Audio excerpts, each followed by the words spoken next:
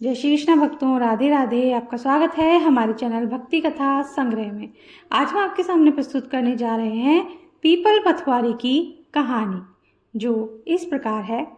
एक गुजरी थी, उसने अपनी बहू से कहा, तू दूध दही बेच कर आ।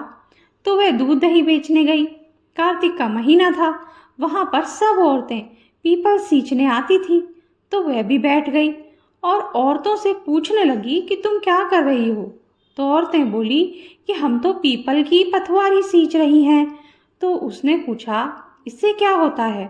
औरतों ने जवाब दिया कि इसके करने से अन्न धन मिलता है, वर्षों का बिछड़ा हुआ पति मिलता है।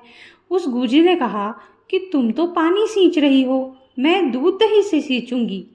उसकी सास रोज कहती कि तू दूध दही बेचकर पैसे ला कर दे।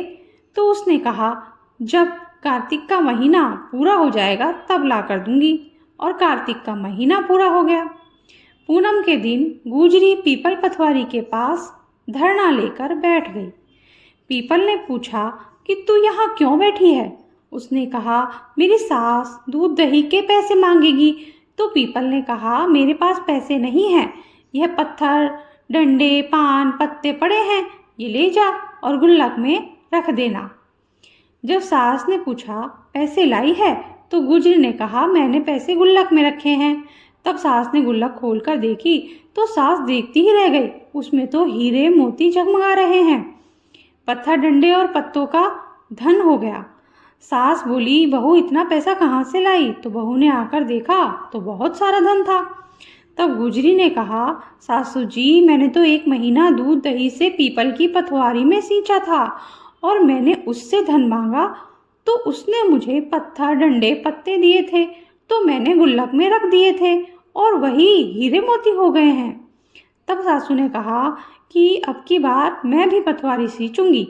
सासू दूध दही तो बेच आती और हांडी धोकर पीपल पथवारी में रखाती और बहू से कहती, तू मेरे से पैसे मांग।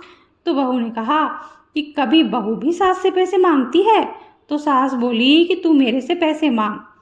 तो बहू ने सास से दूध दही के पैसे मांगे। तो सासू जी पीपल पथवारी पर जाकर धरना लेकर बैठ गई। तो डंडे पत्ते पान भाटे उसे भी दिए और कहा, गुल्लक में जाकर रख दो। फिर बहू ने खोल कर देखा तो उसमें कीड़े मकोड़े चल रहे थे।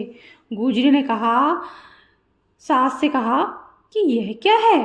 तो सास देखकर बोली कि पीपल पथवारी ने तेरे को तो अन्न धन दिया और मुझे कीड़े मकोड़े दिए।